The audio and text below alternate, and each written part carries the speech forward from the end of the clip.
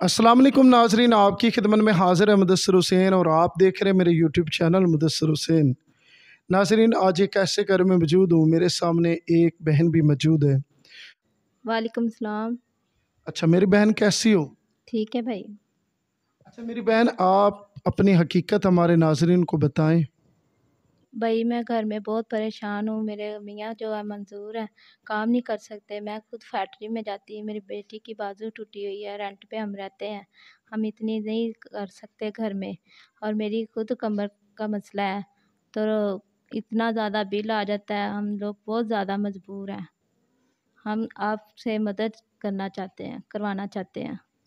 अच्छा मेरी बहन, आपकी जो छोटी बेटी है उसका बाजू टूटा हुआ, तो आप इलाज नहीं करवा रही उनका?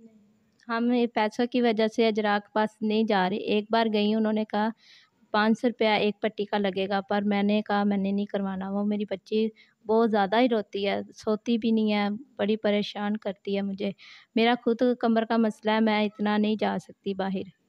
तो मैं फिर चुप करके बैठ गई। मेरे मियाँ जो थे वो भी कहते थे मैं अब क्या करूँ, तो इसलिए फिर मैंने चुप करके बैठ गई। अब ज़ाहिर है घर भी किराए पे है, तो क्या करें हम लोग, इसलिए मैं कह आपने बहन की ज़बान से तमाम तर तफसीलात सुनी।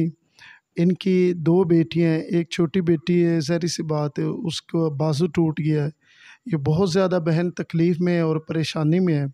ज़ाहिर सी बात है पाकिस्तान के अंदर बेशुमार महंगाई की वजह से गरीब इंसान का जीना मुश्किल हो गया है।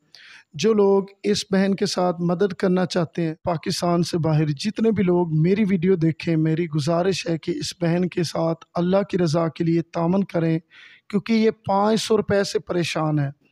ज़ाहिर सी बात है इसके पास इतने पैसे नहीं है कि ये अपनी बच्ची के इलाज करवा सके, क्योंकि इनकी बेटी का जो बाजू है वो टूटा हुआ है।